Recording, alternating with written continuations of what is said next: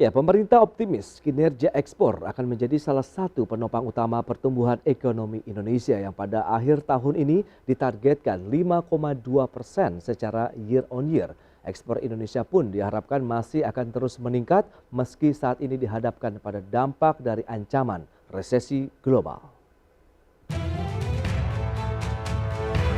Badan Pusat Statistik melaporkan nilai ekspor pada September 2022 mencapai 24,8 miliar dolar Amerika. Sementara nilai impor hanya 19,81 miliar dolar Amerika.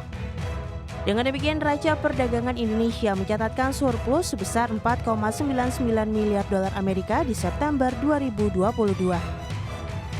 Menko Bidang Perekonomian Erlangga Hartarto menyatakan surplus neraca perdagangan tersebut diharapkan mampu menjadi salah satu pendorong utama pertumbuhan ekonomi hingga mampu mencapai target di akhir tahun ini yang diproyeksikan sebesar 5,2%. Erlangga menambahkan kinerja ekspor masih akan menjadi salah satu andalan sumber pertumbuhan ekonomi Indonesia yang diharapkan masih akan berkontribusi positif hingga tahun depan.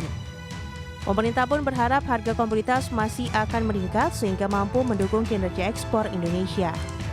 Dengan komoditas utama seperti batu bara, kelapa sawit, dan nikel, demikian pula cadangan rasio utang masih di level aman, kenaikan komoditas ekspor seperti kelapa sawit diharapkan masih terus memberikan keuntungan bagi Indonesia di masa mendatang. Erlangga pun berharap pada kuartal ketiga dan keempat perekonomian Indonesia mampu tumbuh di atas 5% sehingga secara year on year pada akhir tahun target pertumbuhan 5,2% bisa tercapai. Dari Jakarta, Raharjo Patmo, IDX Channel. Ya, pemirsa, untuk membahas tema kita terkait dengan potensi resesi global ancam kinerja ekspor Indonesia sudah tersambung melalui Zoom bersama dengan Bapak Ahmad Akbar Susamto. Beliau adalah ekonom KOR Indonesia. Ya, halo, selamat pagi, Pak Ahmad. Selamat pagi, Mas. Ya, salam sehat, Pak. Alhamdulillah sehat. Ya. Baik, terima kasih atas waktu yang disempatkan. Ini menarik kalau kita bicara mengenai surplus neraca perdagangan ini berbulan-bulan, berjilid-jilid terjadi di Indonesia, begitu mencerminkan bahwa fundamental ekonomi Indonesia masih ditopang oleh kinerja ekspor Indonesia. Tapi dari sisi nilai ini, catatan dari BPS justru menurun. Analisis Anda bagaimana? Pertama begini ya, bahwa secara keseluruhan sebenarnya selama tahun 2022 kinerja ekspor kita ini masih bagus. Jadi total nilai ekspor kita sejak Januari sampai September 2022 itu masih lebih tinggi daripada total nilai ekspor kita di bulan-bulan yang sama tahun 2021 dan 2020. Pertumbuhannya masih positif itu. Jadi sebenarnya kalau kita lihat secara keseluruhan situasinya masih sangat bagus. Secara keseluruhan masih bagus begitu dan ya dibandingkan 2021 dan 2020. Baik, tapi kalau kita lihat dengan normalisasi harga komoditas, apakah ini yang menjadikan nilainya sedikit mengalami penurunan atau ada faktor lain yang Anda cermati di kondisi global saat ini? Saya setuju bahwa tadi ya mulai kembalinya harga-harga komoditas ke harga-harga normal itu memang menjadi salah satu faktor. Dan itu mungkin akan tetap menjadi faktor yang penting beberapa bulan ke depan gitu ya.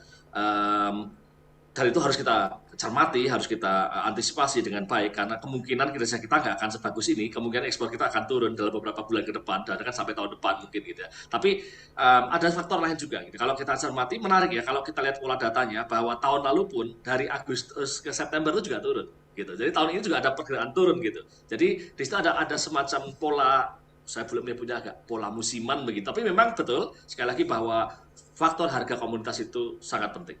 Oke, faktor global. Dengan kondisi saat ini apa yang bisa Anda analisis dari kondisi global begitu? Pemerintah berulang kali gelap gulita, suram di tahun depan begitu. Tapi sebenarnya fundamental ekonomi Indonesia dalam kondisi baik-baik saja. Atau Anda melihat ada sisi lain, Pak Ahmad? Ya, oke. Saya melihatnya begini, untuk situasi ekonomi global sebenarnya mungkin tidak gelap gulita ya. Saya menyebutnya lebih ke suram, gitu ya. Suram itu masih agak gelap-gelap dikit tapi belum sampai hitam. Remang-remang gitu ya. Karena sebenarnya ya remang-remang gitu ya. Karena kalau menurut proyeksi dari berbagai lembaga internasional dan juga para konsultan bisnis internasional, sebenarnya laju pertumbuhan ekonomi tahun depan itu masih positif, gitu ya. Secara keseluruhan loh ya masih positif, gitu. Dan juga nanti pada konteks Indonesia, insya Allah sebenarnya kita juga masih positif dan hampir semua lembaga yang membuat proyeksi itu sepakat bahwa kita mungkin masih bisa mencapai angka di atas 5% tahun depan gitu. Jadi mungkin ada agak remang-remang begitu, tetapi sebenarnya nggak sampai gelap gulita. gitu. Oke, dan dengan kondisi saat ini komoditas andalan kita adalah batu bara kemudian CPO. Apakah ini juga yang akan dijadikan backbone juga untuk mendorong ataupun mendukung kinerja ekspor nasional? Baik ya, jadi kalau kita lihat komposisi ekspor kita itu 94, sekian persen itu berasal dari non migas dan 5% sekian itu dari migas. Nah, dari yang non migas itu kalau didetailkan nanti itu memang sebagian besar ya juga, berasal dari ada dua, nanti ada dari industri pengolahan, industri manufaktur, dan sebagian yang berasal dari bahan bakar mineral. Bahan bakar mineral di situ termasuk diantaranya adalah batu bara dan kawan-kawan gitu ya. Nah, batu bara dan kawan-kawan ini kontribusinya 19% dalam total ekspor kita gitu. Oke, baik, dengan kondisi saat ini berarti Anda masih tetap optimiskah bahwa mungkin neraca perdagangan berikutnya begitu proyeksi Anda akan lebih baik lagi atau tren penurunan sudah mulai terbentuk? Oh, saya kira kita akan turun ya, hampir pastilah. Hampir pasti saya sepakat dengan pandangan yang mengatakan bahwa situasi kita akan kinerja ekspor kita akan turun begitu ya, Oke. karena memang gimana ya permintaan di level global kan turun. Nah, kalau kita lihat dari peta sederhana saja ya, salah satu negara tujuan ekspor terbesar kita adalah Cina, nomor Yes. satu Cina. Oke. Dan Cina sekarang laju pertumbuhan ekonominya turun drastis begitu. Yes. Dan hampir pasti dengan situasi yang seperti itu permintaan dari Cina akan turun, baik ekspor migas maupun non migas. Non migasnya baik untuk apa tadi, untuk bahan bakar mineral maupun untuk produk-produk yang lain, hampir pasti turun. Jadi saya sepakat bahwa ini hampir pasti kita akan turun kinerja ekspor. Baik, tapi kalau kita lihat memang andalan kita hanya China saja. Tidak adakah kita bisa mencari diversifikasi negara tujuan ekspor lainnya begitu atau memang yang potensial hanya China sejauh ini? Kalau mau dibuat peta ya, Ya. kalau terkait dengan ekspor non migas, tujuan pertama Cina itu 21%-an sekian lah, saya nggak hafal detailnya. Oke. Lalu kemudian nomor 2 itu ASEAN, gitu. ASEAN kemudian Amerika Serikat. Nah, kalau ASEAN mungkin penurunannya nggak drastis amat ya, tetapi nomor 3 Amerika Serikat, dan Amerika Serikat juga mengalami krisis sekarang, mengalami situasi ekonomi yang nggak bagus. Jadi kemungkinan dari Cina dan Amerika saja itu efeknya udah sangat besar, gitu. Lantas mitigasi apa ini yang perlu dilakukan begitu? Apakah kita bisa mencari sumber pendanaan lain begitu untuk menyokong juga nanti anggaran negara begitu, mengingat andalan kita dari ekspor komoditas ini sudah mulai menunjukkan tren turun, Pak Ahmad? Ya, jadi konsekuensi dari penurunan ekspor tentu saja adalah penurunan pendapatan kita dari ekspor itu, gitu ya. Oke. Nah, dari situ nanti ada turunannya. Turunan pertama adalah gitu ya, tentu saja PDB kita mungkin akan turun. Dengan kata lain nanti pertumbuhan, bukan PDB yang turun, pertumbuhan ekonomi kita mungkin akan turun gitu ya. Oke. Terutama yang berasal dari ekspor. Tapi alhamdulillah kita bersyukur bahwa PDB kita itu sebagian besar ditopang dari konsumsi domestik. Jadi walaupun itu turun, mungkin nggak akan turun drastis. Maka tadi sudah katakan, kemungkinan tahun depan laju pertumbuhan ekonomi kita masih di atas 5%, karena ada faktor-faktor lain. Tetapi kemudian ada konsekuensi berikutnya. Konsekuensi lain adalah ketika ekspor kita turun, gitu ya, sementara pada waktu yang sama ada dugaan nih, impor kita mungkin akan tetap naik, gitu ya. Atau nggak turun minimal gitu ya. Baik, Maka baik. kemungkinan bahwa kemudian kita akan mengalami neraca perdagangan yang mungkin mendekati nol atau bahkan mungkin sedikit negatif. Apa konsekuensinya? Konsekuensinya ini akan memberikan tekanan pada nilai tukar rupiah karena pendapatan kita dari pendapatan kita dari ekspor untuk valuta asing itu turun gitu. Padahal pada waktu yang sama impor meningkat dan kita tahu dari sisi yang lain nanti dari sisi diskusi lain bahwa terjadi capital outflow dan itu mungkin akan membebani nilai tukar rupiah. Ketiga, tentu saja nanti ada konsekuensi terkait dengan pendapatan pemerintah yang terkait dengan terkait dengan pajak yang terkait dengan ekspor begitu ya, itu mungkin juga akan turun. Nah, turunannya lagi ke belakang adalah bahwa mungkin sebagian produsen kita yang selama ini ekspor itu pendapatannya akan turun dan konsekuensinya juga itu akan berdampak pada penerimaan pemerintah dari pajak terhadap mereka gitu. Oke, padahal kalau kita memanfaatkan dari depresiasi nilai tukar rupiah begitu, apabila kinerja ekspor kita mengalami peningkatan, di situ ada bonus ya di sisi lain begitu ya Pak Ahmad ya. Tapi dengan Memang harapannya begitu. Normalnya adalah ketika nilai tukar rupiah jatuh, itu Ya. justru saatnya kita ekspor banyak. Oke. Sayangnya sekarang penurunan ekspor itu bukan terjadi karena soal nilai tukar rupiahnya, penurunan ekspornya terjadi karena memang negara tujuan ekspornya sedang susah ekonominya. Betul.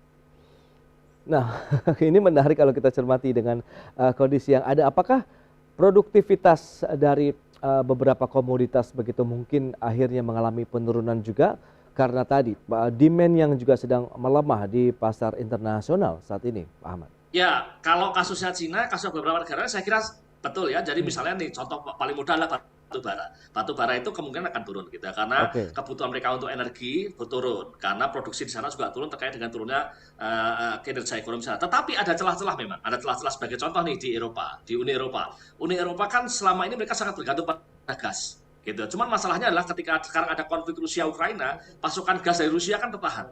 Padahal mereka butuh energi, Ya. gitu ya. Dan untuk menggantikan energi yang selama ini bergantung pada gas itu kemungkinan sebagian akan beralih ke batu bara, dan itulah celah yang bagus buat kita gitu ya. Oke, celah yang bagus karena kita tahu juga kondisi Eropa juga tengah memasuki musim dingin. Tapi dengan Betul. kondisi yang ada tadi, apakah langsung terjadi begitu terhadap peningkatan demand batu bara sendiri? Mengingat sebenarnya GAR ataupun kapasitas ataupun kualitas batu bara yang diinginkan Eropa ini tidak sepenuhnya bisa dipenuhi dengan kualitas batu bara Indonesia. Ya, saya setuju gitu. Cuman sayangnya saya nggak bisa memberi pernyataan yang tegas gitu Iya, karena iya. saya sekarang belum megang datanya nih. Nanti Oke. saya salah malah. Ya. Baik, baik. Tapi dengan kondisi saat ini apa juga yang akhirnya bisa dimanfaatkan begitu dengan kondisi yang ada, dengan demand yang sedang tinggi-tingginya kaitan dengan batu bara begitu ya Pak Ahmad. Apakah juga ini menjadi satu langkah yang harus mungkin government to government kah kerjasama yang perlu dilakukan atau hanya sebatas B2B saja? Ya, saya kira ini ilmunya orang dagang. Ilmunya orang dagang itu kita lihat celahnya, mereka minta apa, butuhnya apa, spesifikasinya apa, Oke. kita penuhi. Dan apa kemudian yang jadi hambatan kalau ada kita hilangkan. Itu saya kira. Baik, Anda melihat dengan potensi neraca perdagangan sampai dengan akhir tahun juga dengan tren yang turun, lantas apakah ini juga perlu kita mencari sumber lain begitu yang bisa ditingkatkan dari sisi kinerja ekspor? Kita bahas nanti di segmen berikutnya ya Pak Ahmad, kita akan jeda dulu sebentar. Ya pemirsa, terima kasih Anda masih bergabung bersama kami dalam Market Review. Berikut ini kembali kami sampaikan infografik untuk Anda di mana nilai surplus neraca perdagangan Indonesia di tahun 2022 ini seberapa besar. Data selengkapnya bisa Anda saksikan di layar televisi Anda. Ini dia. Kita lihat periode Januari sampai dengan September tahun 2022 dalam dolar Amerika.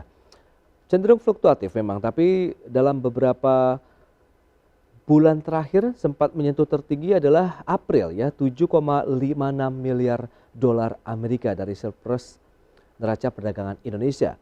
Kemudian sempat turun sampai dengan 2,9 miliar dolar di bulan Mei, Juni sampai dengan bulan Agustus ini juga pergerakannya fluktuatif. Kemudian September sudah turun sedikit menjadi 4,99 miliar dolar Amerika surplus dari neraca dagang Indonesia. Dan bagaimana dengan nilai ekspor kita di tahun 2022? Ya, Januari sampai dengan September. Ini dia nilai ekspor kita dalam Januari sampai dengan April. Tidak berbeda dengan nilai surplus tadi, juga memang masih menunjukkan tren kenaikan. Kemudian di bulan Agustus melonjak lagi menjadi 27,9 miliar dolar Amerika.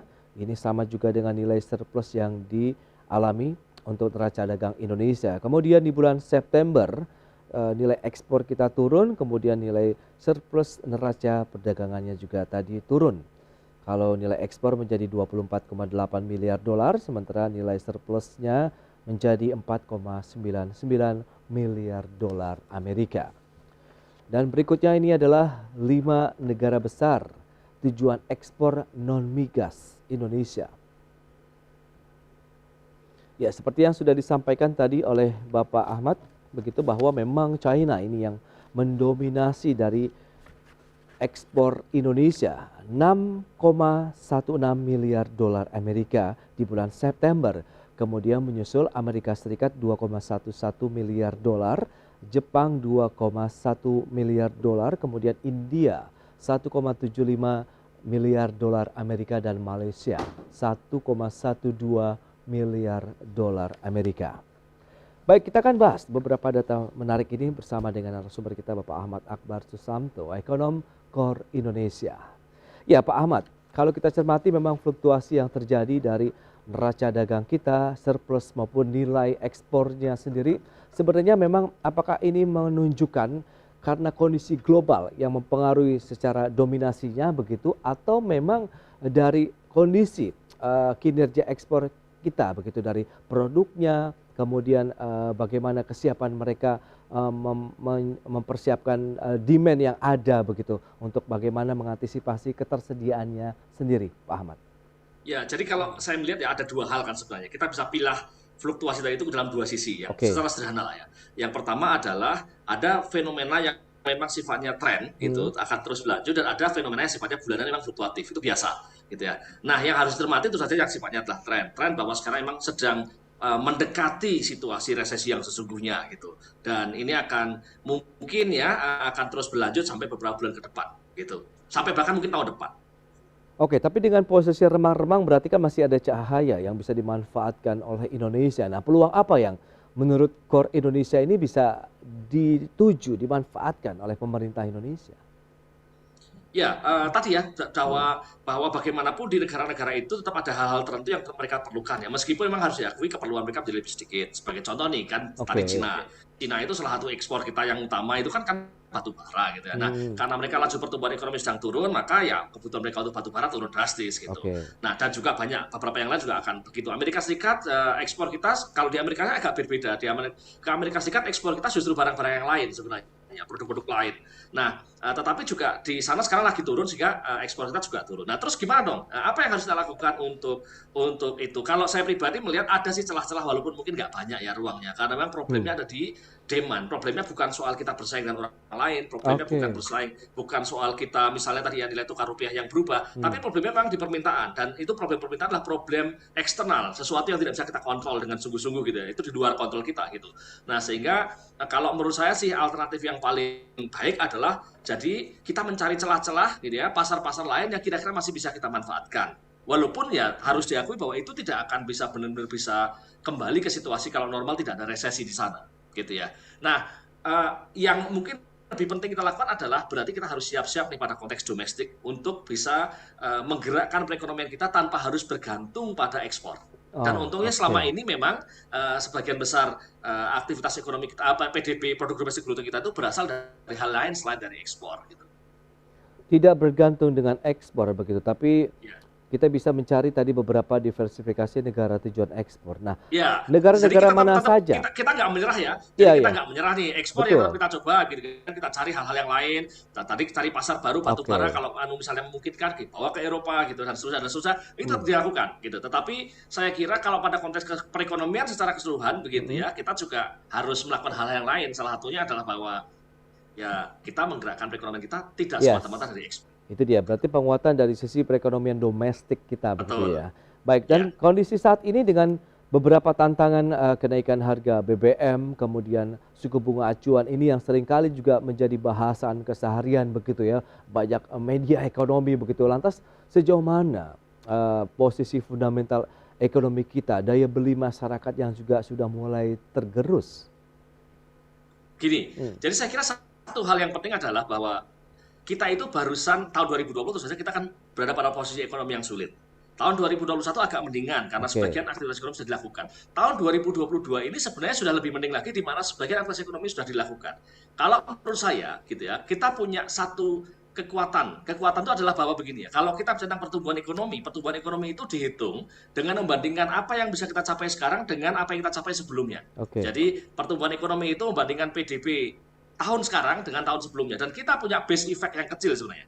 Base effect yang kecil dalam artian bahwa tahun kemarin itu kita karena 2 tahun ini kan kita krisis gitu, sehingga kemudian base angka PDB kita itu masih kecil. Nah, ketika angka PDB-nya masih kecil, artinya kita masih dalam kapasitas yang masih mungkin untuk kita tingkatkan. Maksudnya gimana tuh Pak? Contoh sederhana deh yang mungkin mudah dibayangkan. Jadi gara-gara COVID gitu ya, kan ada tuh warung-warung yang tutup, toko-toko yang masih tutup, Ya. kan gitu. Nah, tahun kemarin sebagian udah mulai buka, tapi masih banyak yang masih tutup. Tahun ini sebagian udah banyak lagi yang dibuka, tapi masih ada yang tutup.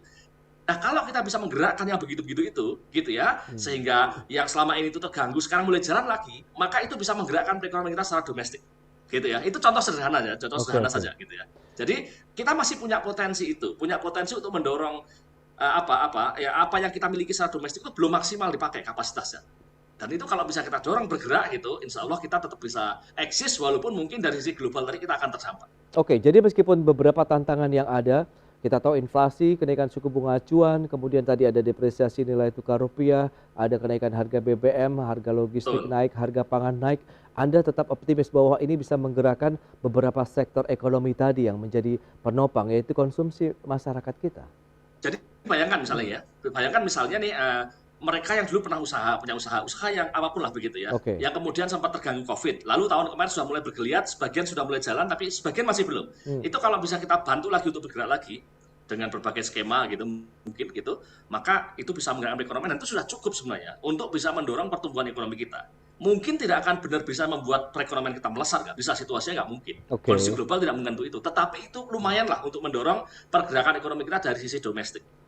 Nah, lantas seberapa kuat keuangan kita begitu apabila tadi Anda sarankan mungkin kita tidak bisa bergantung terus-menerus dengan ekspor gitu, Pak Ahmad? Ya, saya klarifikasi ya bahwa saya tidak mengatakan ekspor tidak penting, gitu ya. Saya tidak mengatakan bahwa kita tidak perlu mengejar itu, tetapi situasi memaksa kita untuk tidak bisa terlalu bergantung pada itu, Oke. sehingga kita harus mencari jalan-jalan lain yang bisa kita lakukan. Dan dalam situasi seperti sekarang, jalan lain yang sangat potensial itu adalah kapasitas ekonomi domestik kita, gitu ya, yang sebenarnya belum kita gunakan secara maksimal, dan itu perlu kita dorong supaya bisa membantu situasi ekonomi kita, gitu ya. Oke, tapi kan beragam insentif selama pandemi yang diberikan oleh pemerintah ini perlahan-lahan sudah mulai dicabut. Normalisasi Betul. dari beragam kebijakan insentif pajak, fiskal, moneter begitu Pak Ahmad. Anda melihat apalagi begitu yang bisa menjadi benar-benar penopang ekonomi domestik kita begitu dengan tadi tantangan-tantangan yang sudah saya sampaikan begitu Pak Ahmad? Oke, kalau dari sisi bantuan pemerintah yang semacam itu mungkin kita ruangnya menjadi lebih sedikit ya sekarang ya. Oke. Karena pertama memang kita sudah tidak lagi menggunakan APBN yang membolehkan kita untuk punya defisit lebih dari 3% gitu kan. Betul. Nanti tahun 2023 nggak bisa lagi gitu kan. Iya. Lalu yang kedua, pendapatan pemerintah sendiri kemungkinan akan turun gitu sebagai konsekuensi dari situasi ekonomi yang sulit, maka pendapatan pemerintah juga akan turun ya, Iya. dari si penerimaan pajak dan sebagainya. Tetapi sebenarnya kita masih punya potensi. Potensi itu adalah bahwa kita selama ini aktif tetapi 2 tahun terakhir belum aktif. Gitu ya. Kita sebelum pandemi COVID-19 itu punya banyak aktivitas ekonomi, punya optimisme, punya masyarakat tuh punya banyak aktivitas ekonomi yang itu kalau kita bisa bangkitkan lagi itu bisa lumayan lah gitu. Saya Oke. tidak mengatakan itu bisa bagus banget, tapi lumayan lah di tengah situasi yang sulit. Baik, dalam artian sektor-sektor lagi bicara mengenai mikro, kemudian skala-skala kecil menengah begitu yang bisa menjadi penopang Betul, lagi. itu salah satu kekuatan yang cukup besar yang perlu kita bangkitkan. Oke, kita tunggu lagi nanti bagaimana action pemerintah untuk meningkatkan lagi bagaimana jenis usaha mikro, kecil menengah kita yang selama ini memang terbukti ya membuat Indonesia bertahan di masa-masa krisis sebelumnya. Baik, Pak Ahmad, terima kasih banyak nih waktu terbatas atas Sama-sama. Insya beragam Allah COVID sudah selesai, kita informasi. sekarang tinggal mendorong sisi yang lain. Itu dia, Gitu yang ya. paling penting adalah kita tetap menjaga dan membangun optimisme di masyarakat begitu ya dalam menatap laju perekonomian Indonesia ke depan. Terima kasih banyak, selamat melanjutkan aktivitas Anda kembali dan salam sehat, Pak Ahmad. Salam sehat. Ya. Baik pemirsa, 1 jam sudah saya menemani Anda dalam Market Review. Saya Prasetyo Wibowo beserta kerabat kerja yang bertugas undur diri. Terima kasih dan sampai jumpa.